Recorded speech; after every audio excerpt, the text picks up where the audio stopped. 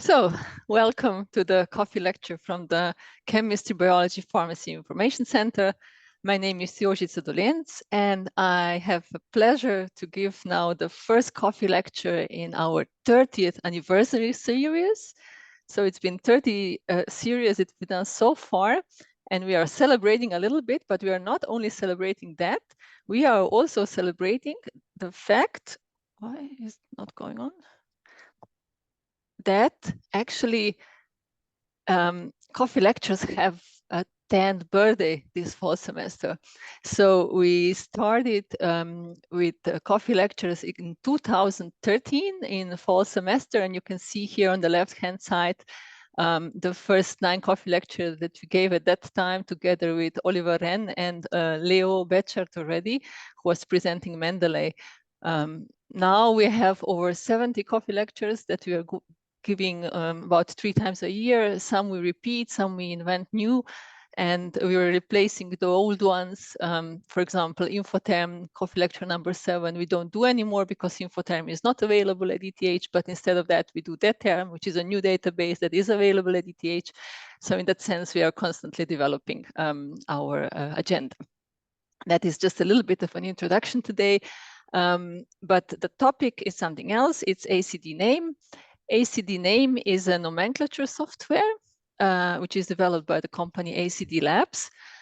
And why is it so important? It's important because it's regularly updated with new nomenclature rules, and it can generate names according to IUPAC and CAS rules in 16 different languages. So you don't only get IUPAC names in English, but as I will demonstrate you can also get IUPAC names in French, in German, in Italian, and other languages. What is very nice, I would love to have that as a student, is that it assigns stereodescriptors and numbering to atoms when you have a molecule with stereochemistry. So you don't need to do these diagrams to get RNS on your own. The program does it for you. And you can then see the rules, how it's done. And you can also see the nomenclature rules, how the molecule is named. It does other things too. It generates smile strings, Vinci codes, and you can also put in a name and get a molecule, but that is something what you probably know from ChemDraw as well. Are you using ChemDraw? Yeah, ChemDraw also can do things, but the nomenclature is, I'm not sure if it's updated so regularly there. So this is the official program with whom IUPAC is working.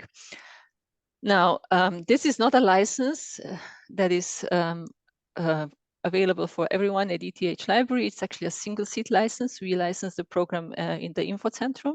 So if you need to use it, you need to connect to our machine via remote desktop connection.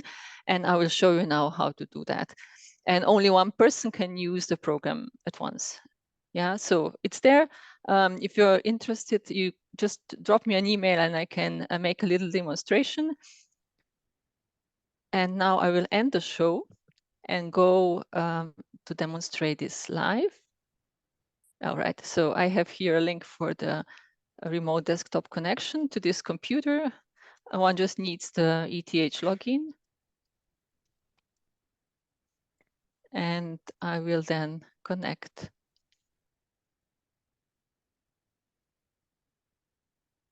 Well, now another user is signed in right now. That's I will try to. That's of course very unpleasant. How could that happen? Did someone in the room dial in? Did someone in the room dial in? No, It's no. someone named Gianni. Yeah, and I can't kick out that person.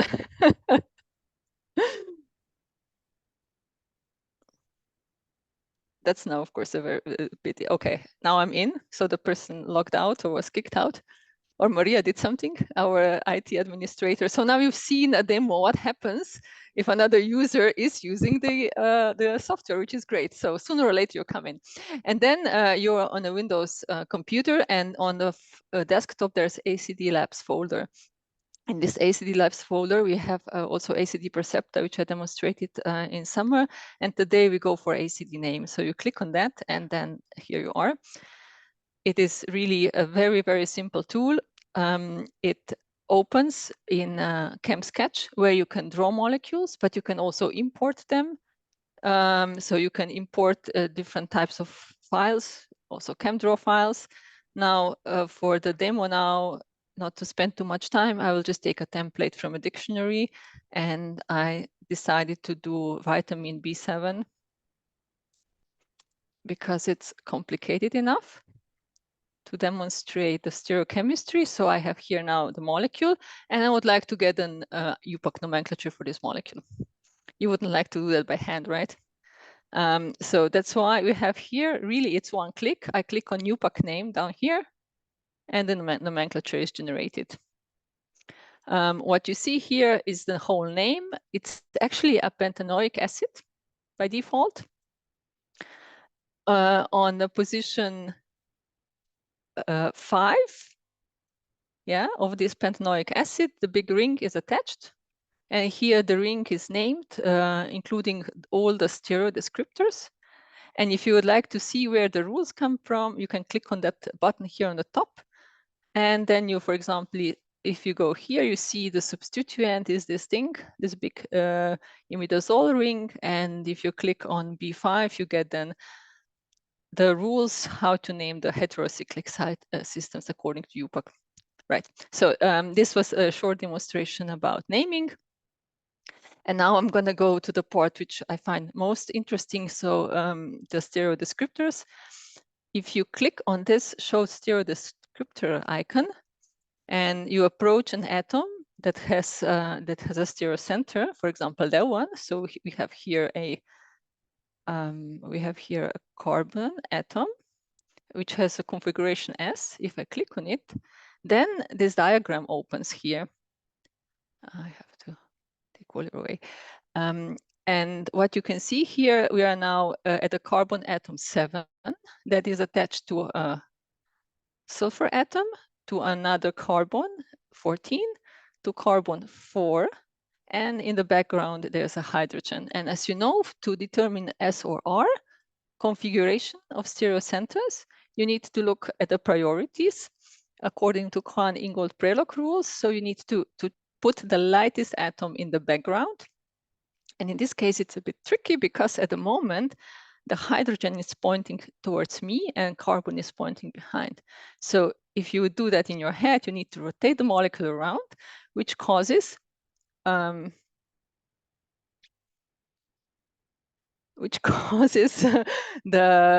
C14 to come to the other side. So basically, I'm doing now the stereodescriptor in my head.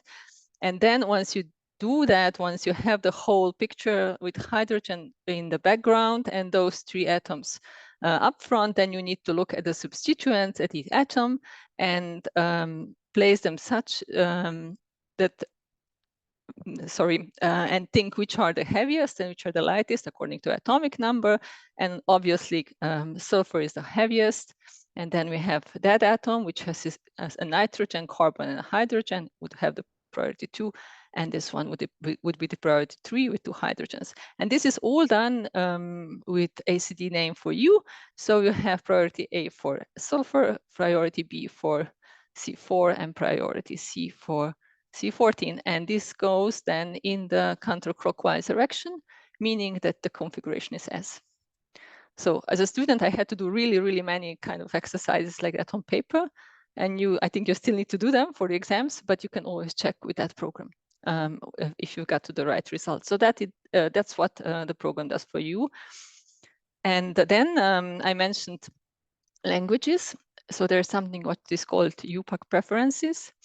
And here you can say what you want to, how you want to name molecules. I would suggest you not to change much here because it's actually very basic things. Under custom, it's important that you allow to use biochemical names, as you get like really complicated naming for biomolecules.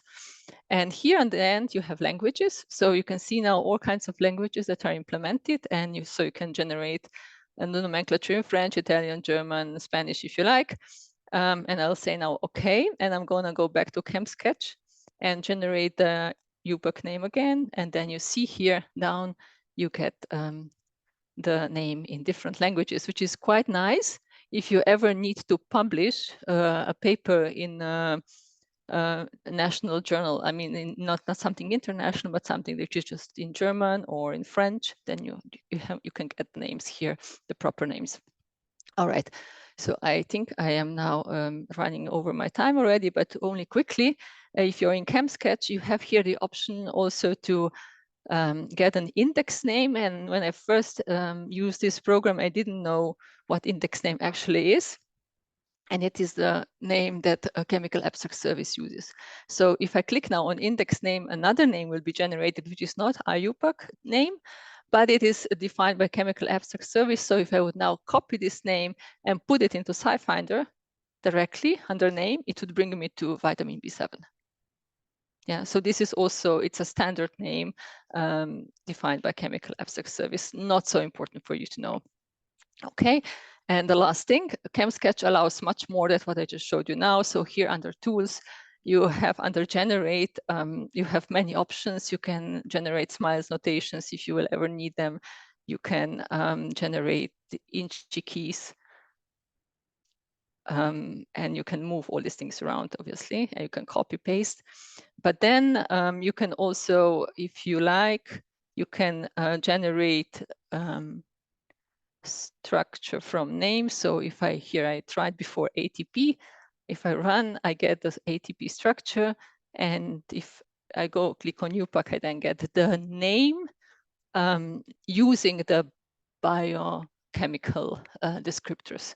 So that's what I allowed before when I went here to IUPAC preferences. I'm sorry. I allowed to use biochemical names when generating nomenclature, and that's completely fine. So that's it. I think I have to stop now. I'm gonna go out and somebody's gonna be really happy because somebody really wants to use the software now. And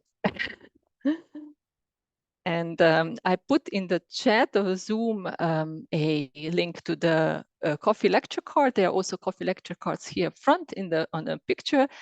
And with that, I am finished, and I would like to invite you to the next coffee lecture, which takes place tomorrow, and it will be given by Andre. Andre is sitting here in the background. He will present Zotero, which is a very popular reference manager here at ETH. It's platform independent, and we also have an institutional edition, which allows to use a lot of space. So I very much welcome you to attend this coffee lecture too, because you will get to know a reference manager in 10 minutes. And then if you want to know more, you can come to us or listen to the big lessons from the ETH library, which are also taking place for sure again this fall. So thanks a lot for your attention. Are there questions or in Zoom? For people in Zoom, please just unmute yourself and ask questions.